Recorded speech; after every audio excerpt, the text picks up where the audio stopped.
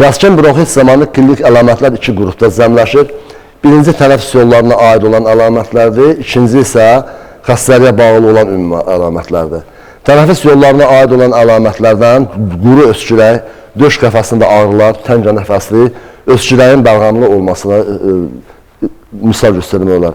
Ümumi əlamətlərdən isə tez yorulma, tərləmə, temperatur, əzginlik, baş ağrısı, iştahsızlıq və yayılmış sümük ağrısına misal göstərmək olar. Anemiyaya yaxın zamanda keçirilmiş sirotik boğaz infeksiyası və ya dəri infeksiyası xarakterlikdir. Bəzən ailənin digər üzvlərinin də bu xəstəliyi keçirməyi deməli müşahidə olunur. Kəskin bronxit zamanı temperatur adətən subfebril olur. Xəstəliyin ağır mərhələsində 37, 15, 38 dərəcə olur. Virus mənşəli bronxitlərdə temperatur daha çox bəzən müşahidə olunur. Ümumilikdə temperaturun qalxması virus mənşəli hallarda prosesə bakteriya florasının da qoşulması göstərilə bilər. Ağciyərlərin perkusiyasında aydın perkutor hissəsi eşidilir. Xəstənin güclənmiş tənəffüsündə xırıltılı tənəffüs eşidilir.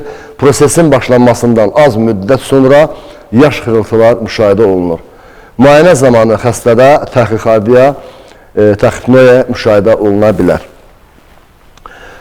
İnstrumental müayinə nələr lazımdır? Əsas döş qəfəsinin rentgenoqranması kompüter tomoqrafiyaya əsas rol oynayır. Rentgenoloji müayinədə ağciyər köklərində genişlik, yəni kölgəliyin artması adətən müşahidə olunur. Tənəffüsün dəqiqəlik həzminin artması hesabına oksigen parsial təzyiqi çox dəyişmir. Xarici tənəffüs funksiyasının müayinəsi zamanı ağciyərin həyat tutumu azalır. Bildiyimiz kimi bəlğamın hesabına ağciyər həyat tutumu azaldığına görə tənəffüsdə sistemində müəyyən çətinliklər yaranır. Laborator əlamətlər, ümumi müayinəsi əsas şərtlərdən biridir. Leykositlərin artması, yəni neutrofillərin hesabına əsas artır. Eritrositlərin çökmə sürətinin artması, bəlğanın müayinəsi zamanı isə infeksiyon prosesin etiologiyası və antibioqram nəticələri müəyyən edilir. Kəskin bronxitin ağırlaşmasına daha çox bronxilit aiddir. Bu, uşaqlarda daha ağır keçir. Təngə nəfəsli, tənəffüs sayının bəzən 50-yə qədər çatması da müşahidə olunur.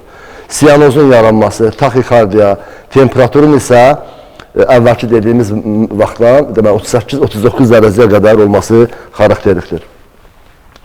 Bronxitin davam etmə müddəti təqribən 1-2 ay davam edir. Ürək xəstəliyi olanlarda isə və yaşlılarda xəstəlik daha ağır keçir.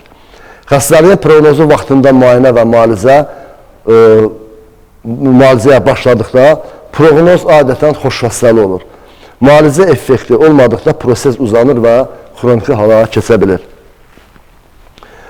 Diaqnoz, anamnezdə əsas öskürəyin, bəlğamın, xırıltının olması, intoksikasiya, siqaret çəkmək, çirkli hava mühitində uzun müddət olmaq və s. olması diaqnozu dəqiqləşdirir.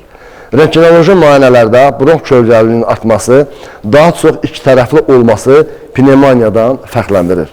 Diferensial diaqnoz, tənəffüs yolları xəstəliklərinin spesifik əlamətləri olmadığı üçün aşağıdakı xəstəliklərdən əsas ayırmaq lazımdır. Bunlar hansılardır?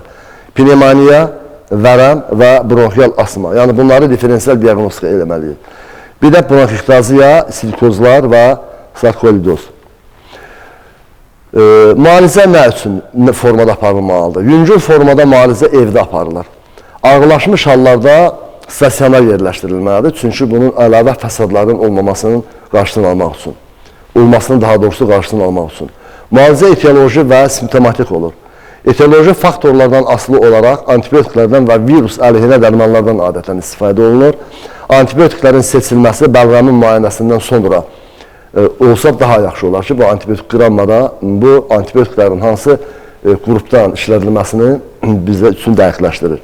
Simptomatik olaraq ağrı kəsici, öskürək əleyhinə, bəlğam gətirici, immunostimuledici, vitamin terapiya aparılır ki, bu da xəstənin müqavimət qüvvəsini artırmağına kömək edir.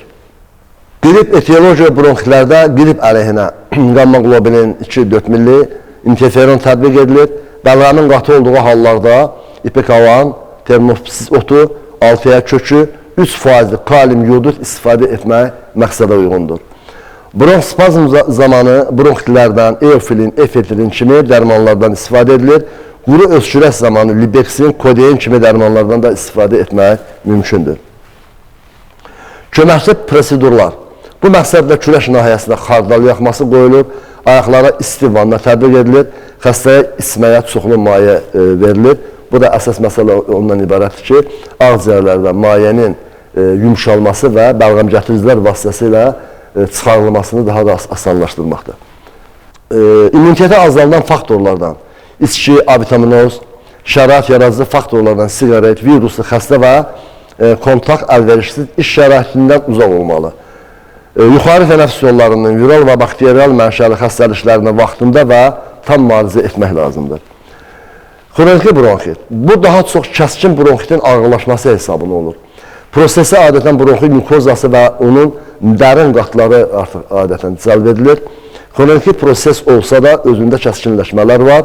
Kimlər xronik bronxitli xəstə sayılır? Məsələn, 2 il ərzində, hər il 3 ay müddətində bəlğəmli öskürək olanda xroniki bronxit daha çox ürək çatmamazlığı ilə emfizema yaradır. Təsnifatı iltihabı prosesinin xarakterinə görə kataral irinli hemorajik fibrinoz. Funksional xarakterinə görə isə obstruktiv, qeyri-obstruktiv, zədələnmənin xarakterinə görə proksimal bronxlar və distal bronxlar göstərmək olar. Bronx mikozasının hiperemiyası, hipertrofiyası, bronx sekretinin artması, plec epitelinin atrofiyası müşahidə edilir. Kiçik bronxların zədələnməsi zamanı isə alveolların genişlənməsi, atrofiyası baş verir. Mikroskopik müayinədə bronx alveol sistemində atrofiya müşahidəsi mümkündür. Kliniki əlamətləri. Əsas əlamətlər öskürək, bəlğəm, bronx keçiriciliyin pozulması, təngə nəfəslik və tez yorulmadır. Öskürək əsasən səhərlər olur, rütubətli, soyuq havada daha çox müşahidə olunur. Proses kiçik bronxlara yayıldıqda obstruksiya, siyanoza səbəb olur. Yəni oksigen çatmamazlığından siyanoza səbəb olur. İrinli iltihabı prosesdə temperaturun qalxması xarakterlikdir. İştahsızlıq, baş ağrısı və ürək bulanma da müşahidə oluna bilər. Müayinələr zamanı qanun müayinəsində leykositlərin neytroblen hissəsinin artması xarakterlidir ki, bu da asmatik allerjik bronxlarda eozinofillərin miqdarının artması, bəlğəmdə kruşman və şarkoleyin kristalların artması da müşahidə oluna bilər. C-reaktiv protein müsbətliyi, siyal tuşsunun və fibronogenin artması da müşahidə oluna bilər. Rentgenoloji müayinədə bronx kölgəliyin artması, prosesin daha çox iki tərəfli olması, peribronxal sahənin bərkiməsi müşahidə olunur. Ağciyərlərin həyat tutumunun azalması, lokal kollapsların olması, pneumoskleroz adətən xarakterlikdir. Perkutor hissəsinin azalması, auskultasiyada yaş xırıltının eşidilməsi də müşahidə olunur. Anamnezdə əvvəllər kəskin bronxit keçirilməsi, siqaret bronxitiyazının olması, pis iş şəraiti, vərəm ağciyərin, bəxtixasarı şişlərinin, xəstəliklərinin olması xarakterlikdir. Diaqnozu dəqiqləşdirmək üçün rentgenoloji müayinələrdən bronxun mikroskopik müayinəsi, bəlğəmin müayinəsi çox vacib məsələlərdən biridir. Diferensial diaqnoz, adətən ağciyərin spesifik xəstəlikləri, yəni vərəm, bəxt xəstəlik şişlər, pnevmoniya, silikozları, asma və sair kimi xəstəlikləri ilə dəqiqləşdirmək lazımdır. Müalicə burada da xroniki bronxit daha ağciyər, ürək çatmamazlığı ilə nəticələndiyindən kəskin hallarda müalicə adətən stasionarda aparılmalıdır. Antibiotiklərin istifadəsi ilk yerdə durur. Pensilin 0,5-1 qram təyin edilir. Xronik bronxit zamanı daha çox qram mənfi bakteriyaya təsir edən antibiotiklərdən istifadə edilməlidir. Ağır hallarda 3-cü nəsil sefalosporinlərdən də istifadə etmək mümkündür. Göbələk infeksiyanın profilaktikası üçün flukonazol 150 mg 5-7 gündən bir təyin olunmalıdır. Bronxun drenaj funksiyasını yaxşılaşdırmaq üçün bəlğəm gətiricilərdən 3% kalium yodid, 6-ya tripsin, hemotripsin, ambroksinlə istifadə olunur. Öskürək quru olduqda kodein, lazolvan, libeksindən də istifadə etmək mümkündür. Qələvi məhlullarla inqaliyasiyada bəlğəmi durlaşdırır və bəlğəmin gətirilməsinə müsbət təsir göstərir. Bronx spazm zamanı efilin, teofilin, sultan istifadə olunur. Allerj bronxlarda isə desinfeksiyaların istifadə olunması daha məqsədə uyğundur. Orqanizmin immunitetini artırmaq üçün vitamin terapiya aparılmalı, xronik infeksiya ocaqları sanasiya edilməlidir. Kəskin bronxitin tam kurs müalicəsi xroniki bronxit üçün ən yaxşı profilaktik tədbirlərdən biri sayılır. Bronxial asma etiologiyası, klinikası və diferensial diaqnostikası qısa bir göz ataq müalicəsi ilə də bağlı. Bronxial asma adətən bu termin Yunanca təncə nəfəslik, nəfəs tutulması deməkdir. Xəstəlik Hipokratın vaxtından, yəni bizim eradan da əvvəl məlumdur. Bronxial asma xronik resivləşən xəstəlik olub, əsas bronxların reaktivliyinin dəyişilməsi təşkil edir. Xəstəliyin əsas klinik əlaməti olan təncə nəfəslik tutmanın əsas səbəbi bronxların serişli qirşasının persekresiyası, ödemi və spazmıdır. Hazırda yaşlı əhalinin 3-5% bronxial asmadan əziyyət çəkir. Bronxial asmanın inkişafında risk faktorları müxtəlifdir. Allergenlər, bəzi dərman maddələri, infeksiya, peşə faktorları, yəni peşə xəstəlikləri də burada mühüm rol oynayır. Meteoroloji amillər, endokrin və psixi faktorlarda misal göstərmək olar. Bronxial asmanın kliniki patogenez variantları: atipik allergik, infeksiyadan asılı infeksiyon allergik, aspirin asması, asmatik tiyada, fiziki gərginlik asması, xolinerjik variant, hormonal variant, psixogen variant. Yəni bu variantların hamısı asmatik prosesi sürətləndirə bilər. Bəzən 2 və daha çox patogenetik variantların birlikdə olması da mümkündür. Xəstəliyin inkişafında allergik mexanizm böyük əhəmiyyət kəsb edir. Allergen infeksiyon mənşəli virus, bakteriya, göbələk, heyvan mənşəli, yəni tük, yun, dənə allergiyaları, həşəratlardan, adətən kimyəvi mənşəli, yəni dərman, ətirlərdən, yüzü maddələrdən, tozlardan, kosmetik rənglərdən də mümkündür, ola bilsin. Bronxial asmanın allergik, yəni immunoloji formasından başqa qeyri-immunoloji formada müşahidə olunur. Bu formada tənəffüs yollarının hiperaktivliyi adətən üstünlük təşkil edir. Qeyri-immunoloji formalı bronxial asmada fizik gərginlik nəticəsində yaranan və təsir göstərən qeyri-steroid iltihab əleyhinə dərmanların, xüsusən aspirin qəbulundan sonra yaranan aspirin tutması da müşahidə olunmağı mümkündür. Bəzi hallarda bronxial asma xəstəliyi endokrin pozuntuları təsirindən də yaranır. Menopauza, böyrək üstü vəzinin çatmamazlığı əsas rol oynayır. Psixi faktorların təsiri də mümkündür. Xəstəliyin tutmasında fiziki və meteoroloji amillər də səbəb olur. İrsi faktorunda rolu var. Hər iki valideyndə xəstəlik olduqda bu 75% hallarda uşaqlarda da bronxial asmanın olması müşahidə olunur. Patogenezi, immunoloji formanın patogenezi 3 mərhələdən ibarətdir. İmmunoloji mərhələ, bu mərhələdə müxtəlif allergenlərin təsirindən antitisinlər və sensibilizə olunmuş limfositlər əmələ gəlir. Patokimyəvi mərhələ, bu mərhələdə antitisinlərin təsirindən tosqun hüceyrələrdən bioloji fəal maddə, yəni mediator xaric olunur. Profizioloji mərhələ, bronxial asmaya aid bütün əlamətlər müşahidə olunur. Xəstəliyin qeyri-immunoloji forması ilə birinci mərhələ olmadan inkişaf edə bilir. Allergik reaksiya qəflətən və ya tədricən başlaya bilər. Qəflətən başlayanda allergindən təmasda olduqdan 10-15 dəqiqə ərzində əlamətlər inkişaf etməyə başlayır. Tədricən başlayan formada isə allergenlə təmasda olduqda bir neçə saat sonra başlayır. Qəflətən başlayan tutmalar atopik forma üçün, tədricən başlayan isə infeksiyon forma üçün xarakterlikdir. Qəflətən əmələ gələn formada antigenlə reaksiya girmiş reagent əsas yeri tutur. Bu reagentlər ilk növbədə IgG aiddir, yəni xronkiyə aiddir. IgG-in artması əksər hallarda bronxial asmanın atopik formasına rast gəlir. Tosqun hüceyrələrdən bioloji faal maddələr, serotonin, bradiklin, prostaglandin, asetilxolin ifraz olunur. Bunun əksəriyyəti isə bronxostruktiv təsirə malikdir. Bradini bronxitin mikozasında iltihabı prosesin yaranmasında səbəb olur. Bu isə bronx spazmına, ödemin yaranmasına və eksklusiyaya səbəb ola bilir. Patoloji anatomiyası, əksər hallarda emfizem əlamətləri bronxların serişli və ya serişli irinli tıxazla obstruksiya olunması, total bronxspazm tapılır. Müxtəlif dərəcədə fəallaşmış pnevmoniya qeyd edilir. Mikroskopik müayinədə qədəhə bənzər hüceyrələr, seriş və vəzlərin artması, eptel qişanın soyması, bazal membranın qalınlaşması, bronx divarlarında eozinofil və serişli tıxazın əmələ gəlməsi aşkar olunur.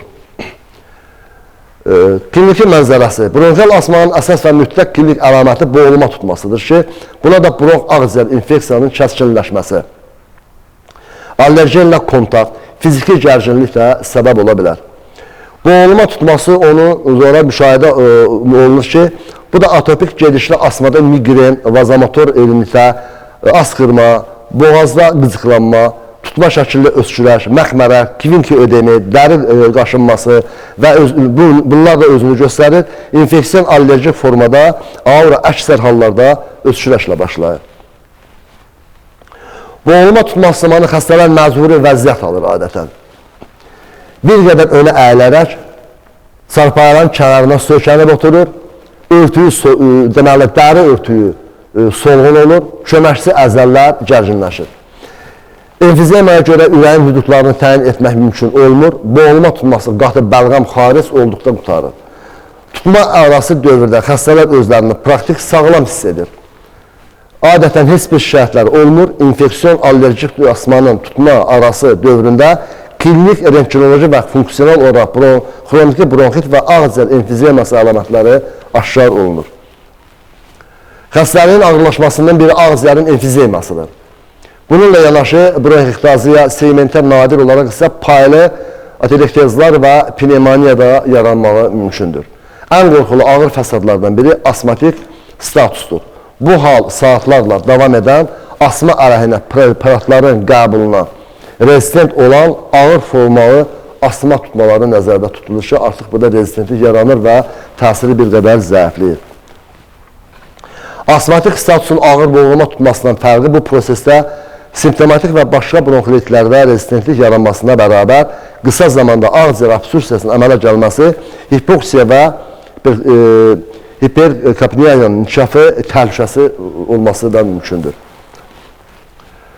Asmatik statusun klinik gedişi. Birinci mərhələ otaq auskultasiyada və məsafədən eşidən küylər arasında uyğunluqla xarakterize olunur. İkinci mərhələ tənəffüs çatışmazlığı əlamətləri artır. Bronx və bronxolların serişli tıxazla tutulması nəticəsində quru xırıltıların miqdarı hədsiz azalır, bəzən tamamilə olmur. Lal ağciyər sindromu əmələ gəlir. Üçüncü mərhələdə isə hiposistematik koma forması olur və diffuz adətən prosesləri gərginləşir. Bronxial asmanın müayinələri.